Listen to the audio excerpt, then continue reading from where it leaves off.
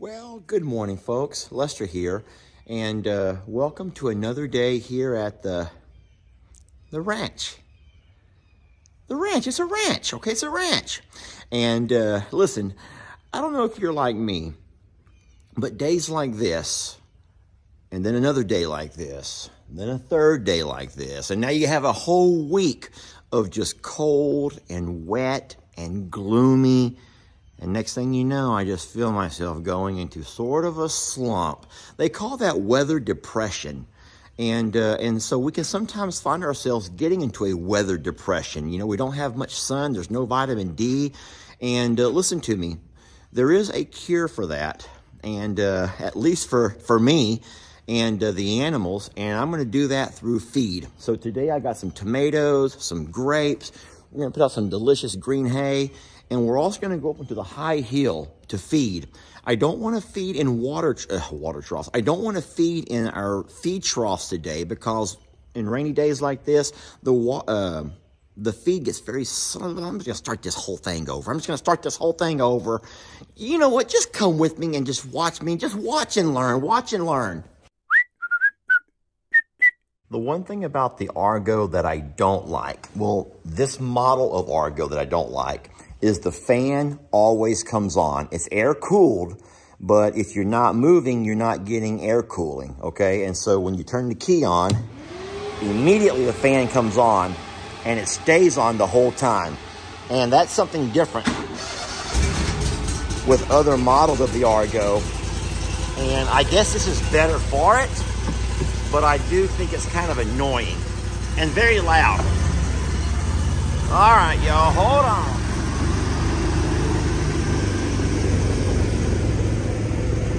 Tex and family are very ready for this.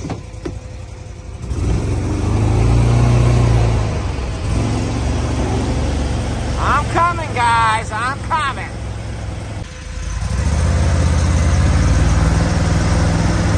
All right, so we're going to go on the hillside over there to feed. Or we could feed over here. Let's just feed over here. Come on, y'all are already here. Let's eat close. Come on, over here. It's nice and green. That was the break. It's nice and green here. What I don't want to have happen is put the feed into their feed troughs where it's going to get wet and slop. Uh-oh, look at him. He's like, gate open? There's a gate, there's an open gate. My key to freedom. And lots of ladies. No, that's not the case. He could get out into the yard if he wanted to, but my gate at the end of the road is closed. Oh boy, here comes Juicy. Let's get the feed put out. You know, Santiana or Juicy is like a whole lot of you guys. You're like, you talk too much. You just talk too much. Just video and stop talking. And okay, fine. You know, I'm just trying to talk as we work. That's what friends do. You talk while you work. And what I was saying was, I don't like to put feed, like this kind of feed, into a feed trough on rainy days because it gets soggy. And they don't like it when it gets soggy. And then if you say, well, Lester, them feed troughs, ooh, he don't want me standing here.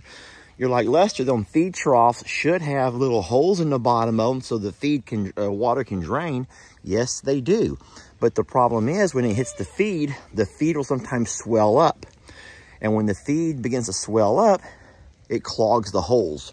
And so what you have after a couple of minutes is a soup. And the babies don't like soup. All right, here comes my birds. I'm going to take their feed over to them and try to keep them away from the longhorns.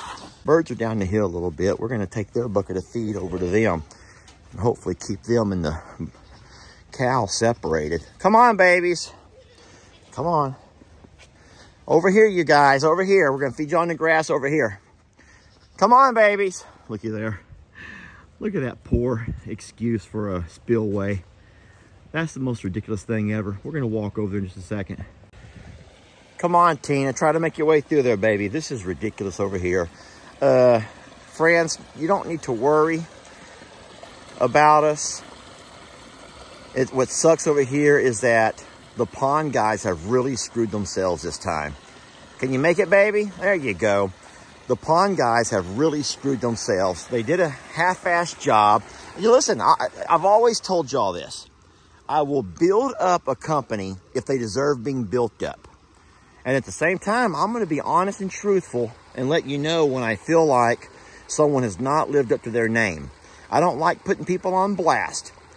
But here's what I'm going to say. And I'm going to try to say it as tactfully as I possibly can. We have used the same pond company for 4 big projects. They've done 3 ponds at I'm a Survivor and built berms, which are high ground for our animals to go to in flooding. This over here was our 4th job using the same company. And guys, this is not cheap. This took a lot of months of saving to get a pond. And I told Paul and Chuck, I says, I want the pond to be the focal point of the property. Just like at I'm a Survivor, your pond is one of the first things people see. And I want it to be something powerful. And so they come out with all this new technology, lasers and all kinds of stuff. But I don't think the guys that were using the lasers were properly trained. Because this end of the pond, which is supposed to be the spillway, was supposed to be a whole lot higher. And so as you can see, the pond over here is full, even overflowing. And over on that end, you still have 10 or 15 foot to the top. That right there is a major problem. And then when you have heavy rain, like we do this week, it begins to overflow your spillway. But then, let me walk over here. Look at this. When it comes across the spillway, which you know is going to happen, they put heavy rock here. It was going to overflow here and flow right onto the riprap and right on through the culvert, where they also built a bulkhead. But it is so low over on this side where there's no rock, only clay, and the overflowing water has literally washed right across my service drive, putting this crater here. I tried to come out myself, me and Jamie, and put some concrete and some bricks and anything to slow it down, to no avail. And now it is completely eating my service drive away. So if for some reason we were needing, a load of concrete or a load of rock, or the McCoy's driver, they have no way to get up to my hill. They have no way to get up the hill. No way.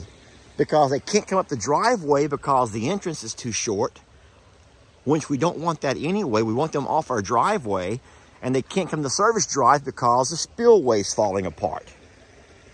And so we have a serious problem here. I don't want to keep talking about problems, because this is not a problem like I'm a Survivor, where animals are dying and in flooding situations. This is just a problem with the fact that you pay a lot of money to a company to come do a job.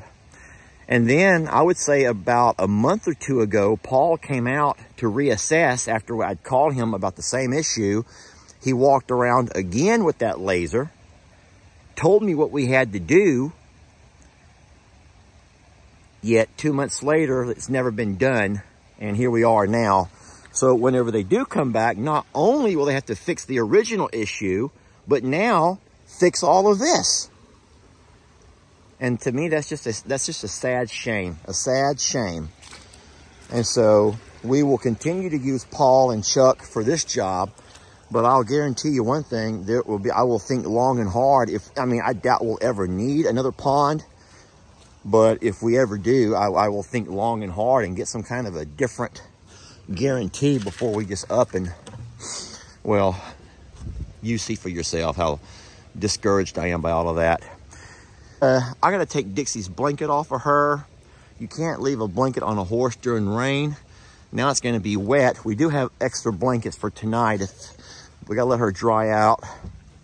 Hopefully she'll go inside where it's warm, because it is cold, my friends. It is cold.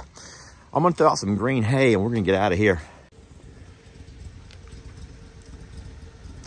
Not all of the goats have come out. Oh my gosh. Well, Beverly's out. Hi, sweetie. Are you hungry? You're like, green hay and no one called me? And a lot of the goats have stayed inside. They're like, you know what? I'm just going to stay in the loafing shed where I'm nice and warm, snowed up in the hay. But some of the other babies are like, you know what? I need breakfast. Rain or shine, I got to eat. I just gotta eat. And so that's cute how some come out and some choose to stay in. Tex is very bothered. He's like, how come horses get blankets and I don't? Why can't I get one of them wonderful quilts across my back? Tex, buddy, we can't put a quilt on your back, even though that would be you'd be very handsome. You'd be like an Indian chief. Like a big old buffalo hide across your back to keep you nice and warm. That would be cool. That would be so cool, buddy. All right, I take it back. Do you guys think that Tex will eat a tomato? Tex, will you eat a tomato? I don't know how to get them in there to you. Okay, I know you don't. Okay, here, I'm gonna throw them in the grass. There. Will Tex eat a tomato? That's a good question, because I don't know. Let me back away a little bit. Everyone wants to know, will Tex eat a tomato? There are tomatoes all over the ground there, buddy. Will you eat one? No, he just wants a blanket. He just wants a blanket on his back. Tex. I'm sorry, buddy. I don't know how to get a blanket on your back. We'd never get it off. That's for darn sure. We would never get it off. All right. All right. All the birds got their tomatoes and grapes. They're going to be good.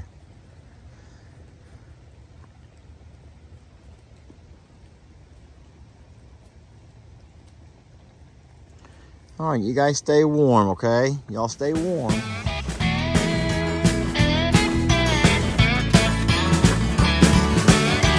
Don't let your troubles fester. Come watch Longhorn Lester. Yeah, something like that.